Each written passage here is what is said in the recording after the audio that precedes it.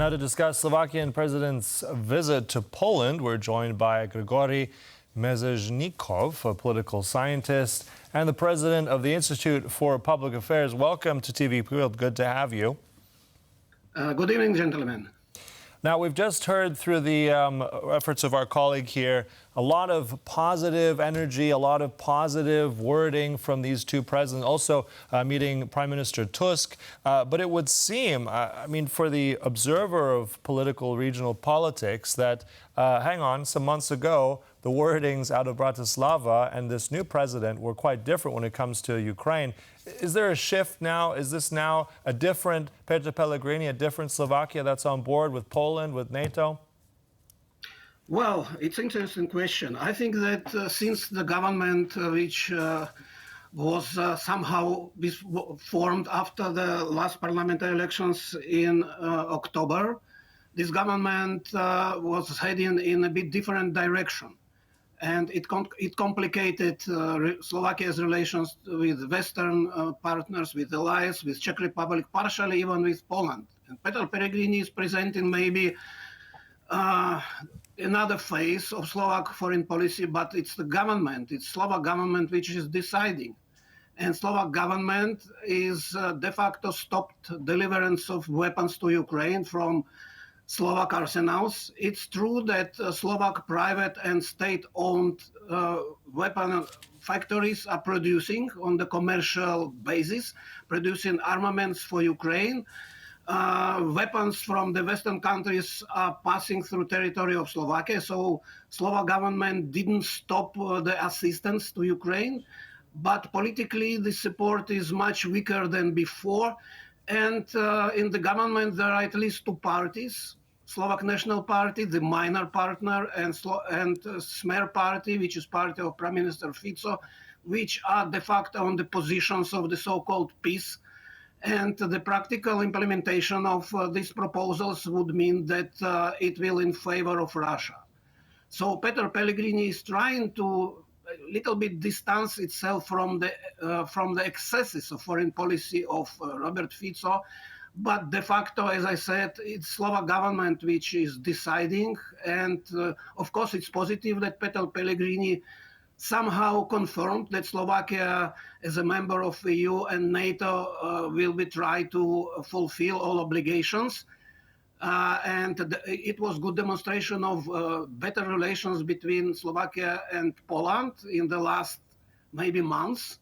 But still, I think that we should follow what will be position of the government. And Peter Pellegrini is not the strongest actor in this. Mm-hmm.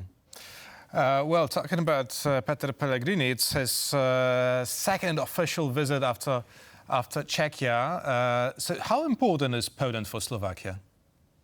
Poland is, of course, extremely important for Slovakia. Poland is the biggest Central European country. Poland is our ally in NATO. Poland is our partner in the European Union. The relations between Poland and Slovakia are traditionally considered in Bratislava as important, and they are really good. There are no open questions in bilateral relations, but unfortunately, the different position of Slovakia toward the war in Ukraine, with all these nuances, unfortunately, it's complicated our relations with the neighbors.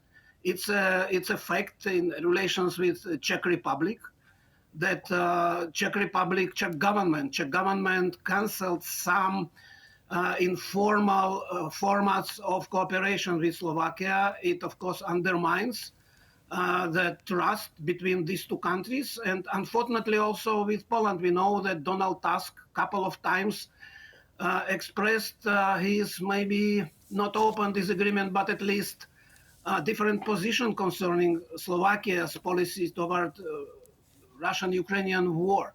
But definitely Poland is extremely important partner for Slovakia, and we know from attitude of people, Slovaks are friendly to Poles.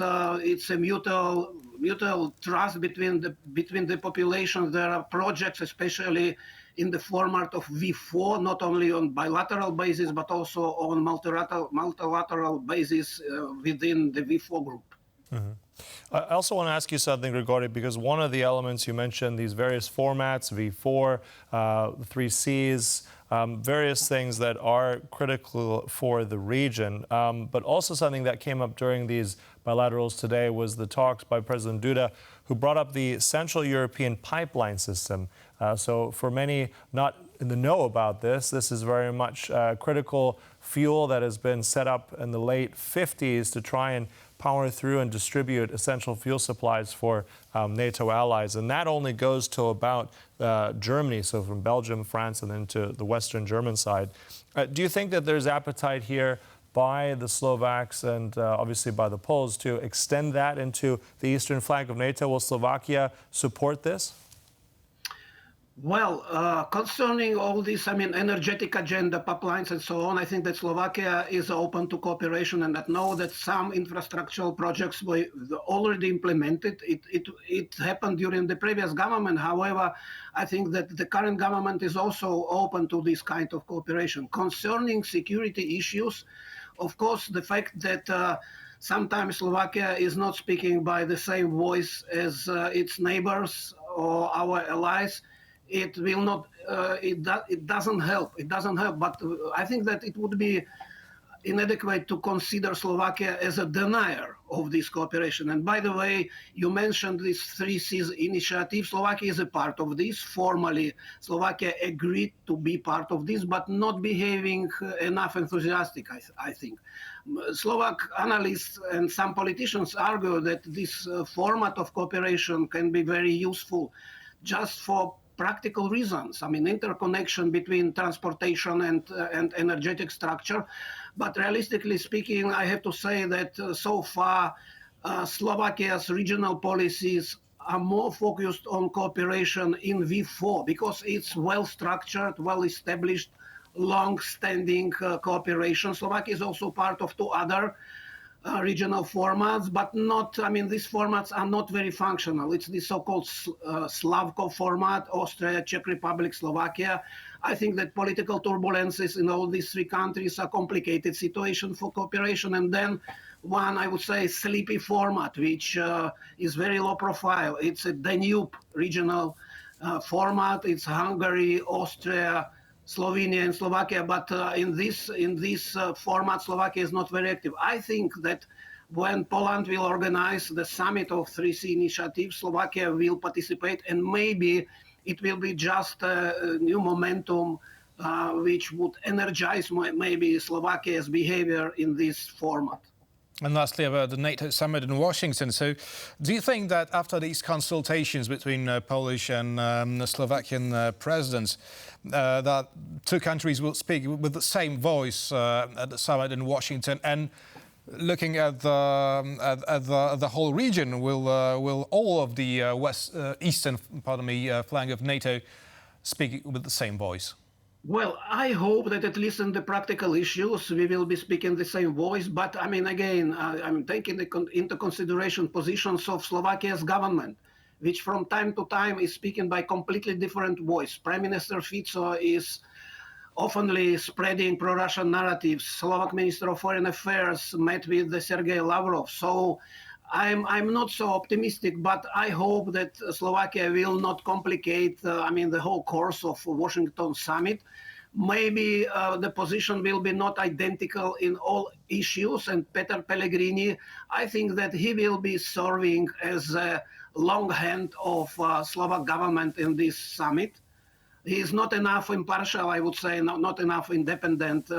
He was a prime minister, he was Speaker of the Parliament, but in both these positions he was substituting, occasional substitutor, and he was delegated by Robert Fico. So it means that position of Robert Fico will be absolutely crucial. If Robert Fico will not present any objections against any, tools of cooperation, channels of communication, then Peter Pellegrini will be behaving in a very loyal way to Fico, and then he will present the pro-Atlantic position. If for some reasons Fico decide to do otherwise, I think that then Peter Pellegrini will present just positions close to Robert Fico.